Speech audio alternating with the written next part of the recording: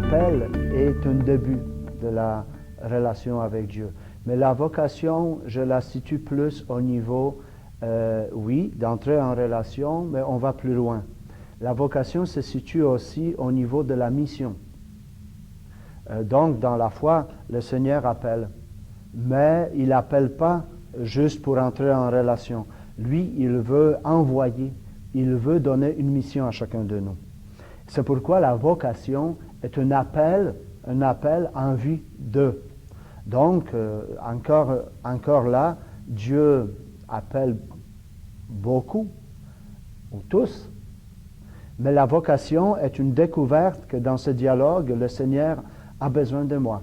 C'est une relation qui permet de découvrir une chose que j'ai découverte dans ma vie, c'est dans une relation amoureuse que l'autre me dit « j'ai besoin de toi ». Et quand on découvre la vocation, c'est justement cet émerveillement que Dieu a besoin de moi faible, de moi limité, mais voilà que je découvre que j'ai quelque chose à accomplir sur cette terre et que je peux faire quelque chose pour les autres. La vocation se situe davantage dans la mission, dans une réponse, parce que l'appel est l'initiative de Dieu, mais d'une certaine manière, la vocation est une réponse de l'homme à cette voix antérieure.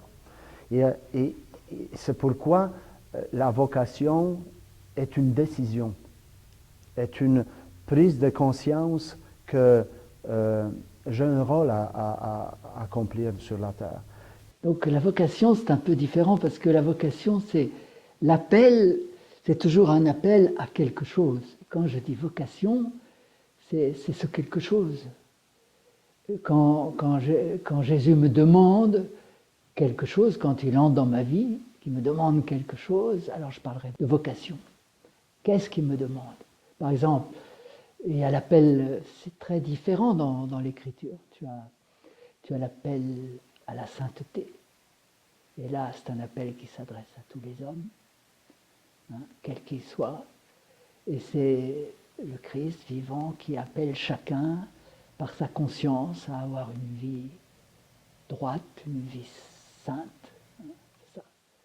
Et tu as l'appel du baptême, qui est, là, c'est le même appel à la sainteté, mais c'est davantage à l'intérieur de l'Église.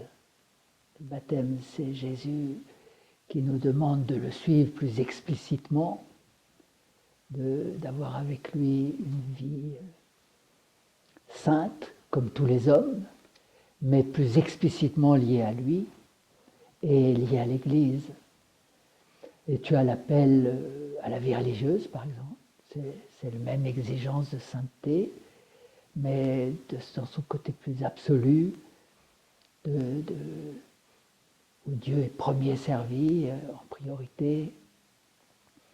Et puis tu as l'appel à la vocation du sacerdoce, où tu as l'appel au mariage. Dieu te demande de prendre pour toi, pour époux, pour épouse, telle personne. C'est un appel, c'est une vocation. Donc je distinguerai l'appel qui est cette expérience intérieure que toi tu as fait du Dieu qui entre dans ton histoire et ce qu'il te demande, que j'appellerais plutôt la vocation, qui est très diverse. Souvent, c'est les autres qui vont nous aider aussi à découvrir que nous avons cette vocation. Pourquoi? Par exemple, quelqu'un va te dire toi tu es bon dans cette matière, ou tu as les dons.